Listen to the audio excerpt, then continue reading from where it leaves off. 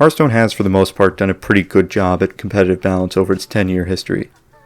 When you consider the game adds over 100 cards per expansion with about 3 to 4 expansions a year, it's actually surprising that there haven't been that many overwhelming or overpowered cards.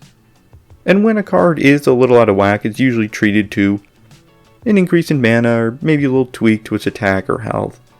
But sometimes a card necessitates a much larger change, and the designers have to remove their gloves and smash it with a huge hammer. These are the top 10 biggest nerfs in Hearthstone history. Number 10. Starving Buzzard. The earliest nerf on this list, Starving Buzzard, was nerfed in patch 1.2 from a 2 mana 2/1 to a 5 mana 3/2. More than doubling the cost of the card, you almost never see mana increases as drastic as this. Did it make sense? Probably. Infamous for its combination with Unleash the Hounds to draw tons of cards, Starving Buzzard allowed aggressive hunter strategies to overextend and then re-up on all their resources with little cost. The massive cost increase made the card much harder to combo with cards that summon a number of beasts and destroyed its play rate. In addition, for 3 more mana, the card only got 1 more attack and, more importantly, 1 more health. With such meager vitality, it was vulnerable to all kinds of removal. The reason this nerf is only at number 10 is that the card has since been reverted and isn't dominating the wild format like some of these other cards would be had they been reverted instead. Number 9. Yog Suron Unleashed. For instance, a much more recent nerf, this one to Yog Suron Unleashed. Originally, it cost 15 mana to begin with, and cost 1 less for each spell you've cast this game. It was then nerfed to being 9 mana, with no mana reduction ability, but they did add a bonus of casting 2 random spells when you use one of its Titan abilities. And that is the root cause of why the card was nerfed, the Titan abilities. Like all other cards with the Titan keyword, Yog has 3 single-use abilities that it performs instead of attacking. These are Tentacle Swarm, which fills your hand with chaotic tendrils, more of a fun, silly ability that was not often used since chaotic tendrils are pretty weak and unpredictable. But then the main 2 culprits, Induce Insanity and Reign of Chaos. Induce Insanity, which causes all minions to attack each other, is a strong board clear effect, notably for classes that have trouble with dealing with wide boards like Druid or Rogue. Coincidentally, Druid and Rogue also have access to heaps of cheap spells that can slash the price of Yogg.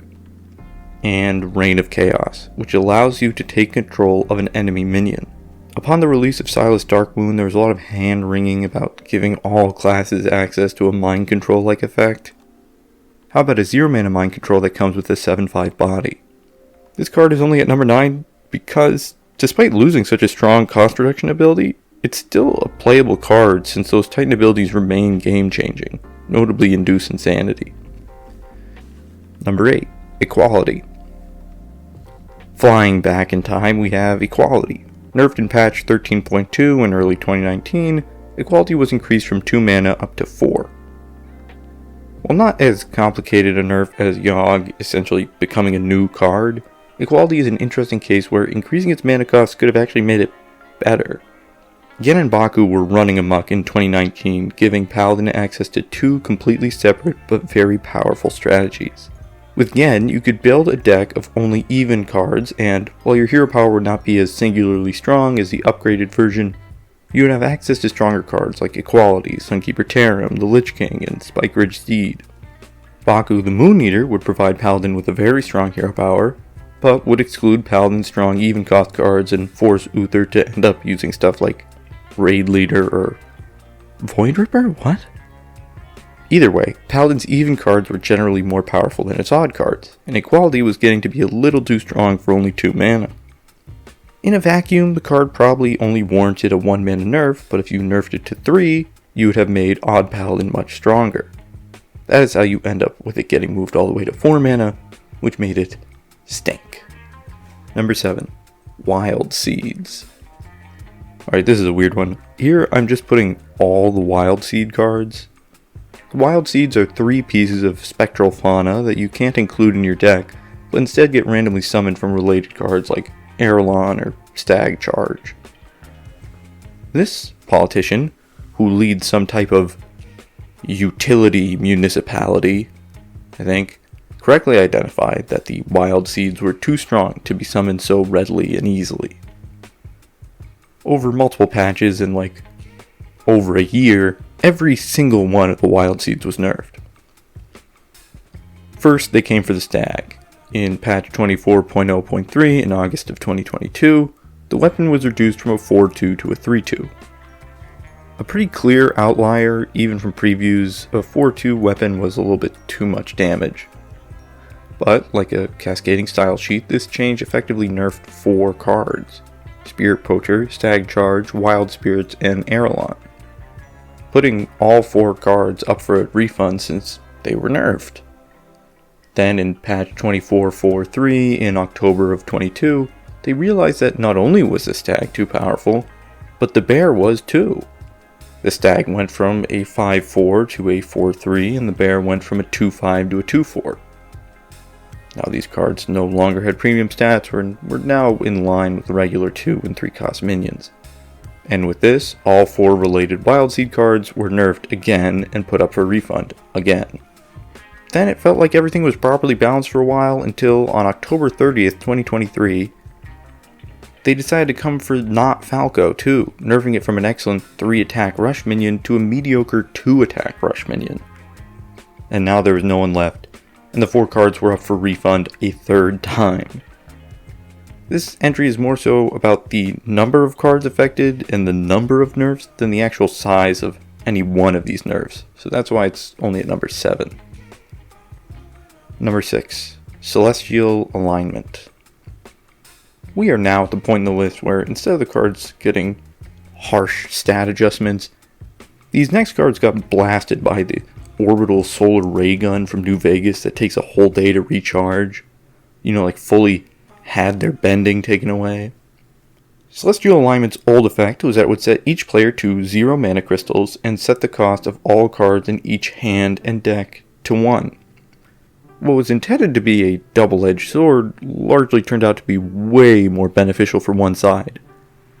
After turning the game into a crummy tavern brawl, the player with a prepared deck was way ahead of the opponent who just had their entire game plan thrown in the toilet. Now, while getting hit by one Celestial Alignment can be brutal and can allow your opponent to perform insane, never-before-seen combos, it's getting hit by that second Celestial Alignment that really pushed Blizzard to send the card to a farm-up state. See, since the card is an epic, you can run 2 copies in your deck, and the first copy sets the cost of the second copy to 1. So after a few turns under the original Celestial Alignment, you can perform your super duper combo and end your turn with a second Celestial Alignment to put your opponent back to 1 mana and leave them with no options. Celestial Alignment was nerfed in patch 24.0.3. It now reads, set your mana crystals to 0. Set the cost of all cards in your handed deck to 1. While Celestial Alignment was always an 8 mana card that does nothing on the board immediately, you weren't under any substantial threat since your opponent could only play 1 card next turn. But by taking away the symmetrical effect, your opponent can just continue about their day while you just wasted your turn. Number 5. Warsong Commander.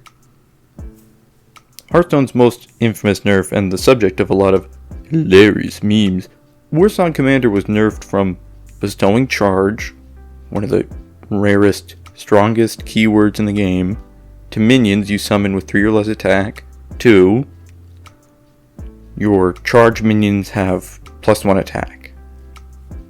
Even though this card change has been discussed to death for nearly a decade at this point, it's still surreal to see it written out in front of me in this script. I mean, the previous effect was a total build-around card, most notably in Patron Warrior strategies. It gave new opportunities for overlooked 3-attack minions and was a total powerhouse effect for a River Croc that cost just 1 more mana. Part of the reason Warsong Commander was so good originally was the fact that charge was such a rare but incredibly powerful keyword. Making it this weird, conditional raid leader for a keyword that was scarce was a total annihilation of what could have been a very interesting card. Number 4. Twig of the World Tree. Released in Cobalts and Catacombs, Twig of the World Tree was not much of a problem at first. Its Death Rattle gave you 10 full mana crystals, which sounds like it could really help you ramp up, but then you realize that Druid doesn't actually have any other weapons it can equip to break the Twig early, so you're stuck just swinging the stick for 5 turns. All of that changed in Skullman's Academy when the first ever neutral weapon was introduced, Sphere of Sapience.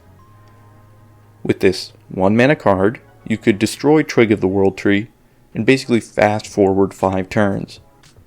The combination of these cards still lacked consistency because you could only run 1 copy of each in your deck, but with the release of Festival of Legends, Instrument Tech was released as a cheap neutral way to tutor out weapons, and then in patch 23.0.4 in April of 2023, Twig of the World Tree was changed from Death Rattle, gain 10 mana crystals, to Death Rattle, refresh your mana crystals.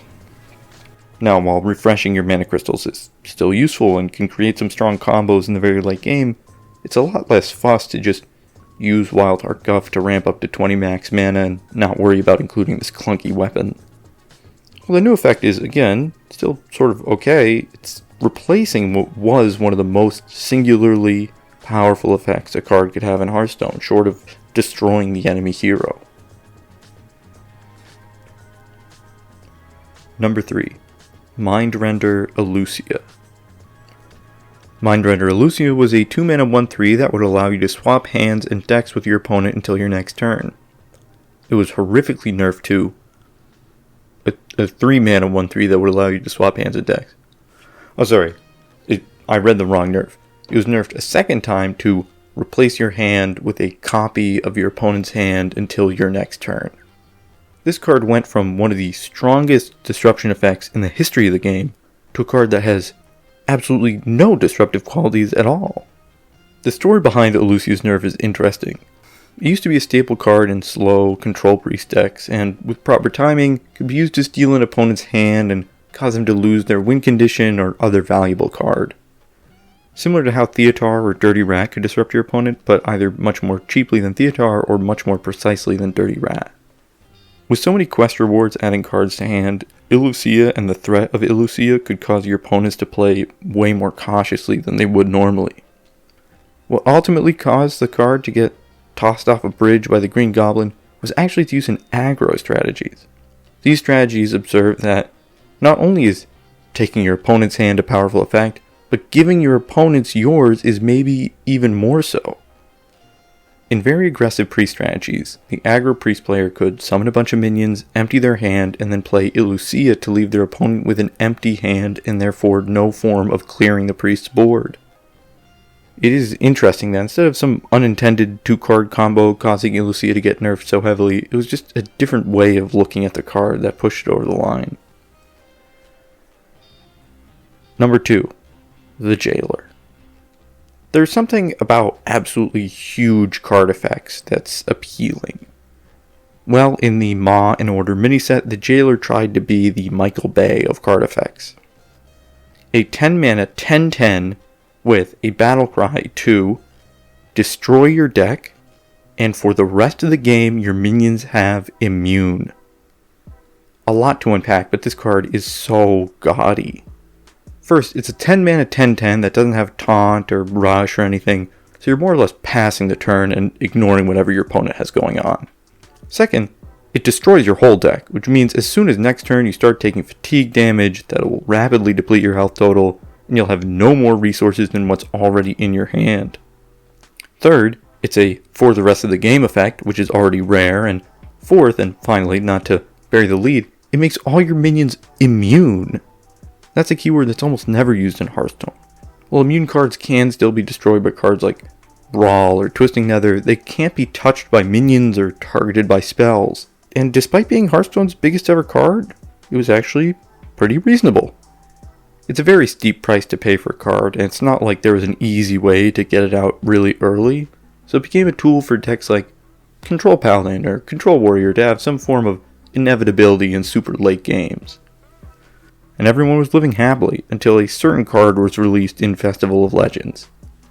Tony, King of Piracy, another candidate for this list, was released as a 5-mana neutral legendary that would make ownership of each player's deck swapped while it was on the field. If you use your imagination, you can see how the Jailer might be a little problematic with this card. These cards drew a lot of complaints from players in Standard, but they're actually so strong that they actually ended up getting banned in Wild, a rare feat which may be a topic for another video. Ultimately, Tony was nerfed to 7 mana and a battle cry that turned your deck into a copy of your opponent's. And poor Jailer, as Tony's accomplice, was taken into a warehouse, offered a sugarless cola, and had its effect changed to just, this minion gains immune. Now with the same enormous cost, instead of changing the whole landscape of the game, the Jailer just becomes another big bungus that can get dealt with by cards like Twisting Nether or even our buddy Equality from earlier. Before we get to our number 1 spot, I wanted to run through a few honorable mentions that I thought were worth mentioning but maybe weren't interesting enough or large enough to include. Stealer of Souls used to make every card you drew cost health instead of mana and got nerfed to just making the first card you draw cost health, becoming way worse. It enabled combos with cards like Mal'Ganis that would make your hero immune so that you would have infinite mana. Definitely, probably needed the nerf. And the last honorable mention is the Galakrond Shaman nerfs. I have a whole Hearthstone history video on the deck here. It was the first one, so you gotta cut me a little slack. But basically, at the time, the nerfs to the deck were the fastest ever. Dragon's Pack was nerfed. Corrupt Elementalist was nerfed. Mogu Flesh Shaper, just a bunch of cards. It probably should have been on this list, but I felt its type of nerf, a sweeping nerf across a whole family of cards, should only appear on this list once. And that would be number 1, Demon Hunter. I think getting nerfed on the same day that you get released is probably enough on its own to get you the top spot. This is not a card or a strategy getting nerfed, just a whole class by itself getting nerfed. It was so fast that it wasn't even like a real client-side nerf, and your cards would just appear to have had their costs increased with red. Within 24 hours, we had Skull of Gul'dan and Imprisoned Antane increased from 5 to 6 mana. I-Beam changed to costing 1 instead of 0 when outcast, and Eldrachi Warblades losing a durability. And this was just the first tranche of nerfs. Demon Hunter was so broken upon release, it was probably a marketing ploy to get people to talk about Hearthstone again. Within 2 weeks, Demon Hunter got another barrage of nerfs. Ultimus the Outcast, Battle Fiend, and Glavebound Adept were the Demon Hunter cards nerfed, but even the neutral cards that Demon Hunter used were getting nerfed too, like Kael'thas and Frenzied Fellwing. Then a month later, Priestess of Fury and Crimson Sigil Runner got nerfed. Then Twin Slice was nerfed, but it was honestly maybe a buff. Then 2 months after that, we got Metamorphosis, Kayn Sunfury, and Warglaives of Athenoth nerfed. While no nerf individually was as large as the Jailers or Warsong Commanders, the speed, sustain, and number of changes to Demon Hunter upon release was the biggest nerf in Hearthstone history. Thanks for watching. Please subscribe and join the Chun Discord, and follow me on Twitter, TikTok, Mr. Chundo. Thanks for watching.